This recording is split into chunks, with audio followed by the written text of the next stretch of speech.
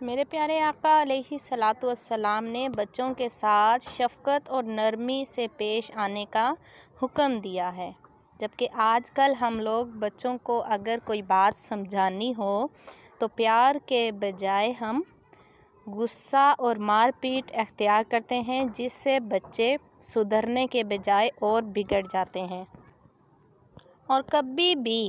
بچوں کی بے عزتی سب کے سامنے مت کریں، اور کبھی بھی اپنے بچوں میں رنگ روپ کی وجہ سے کوئی فرق نہ کریں، اس سے بچوں کو سخت دکھ اور تکلیف کا سامنا کرنا پڑتا ہے۔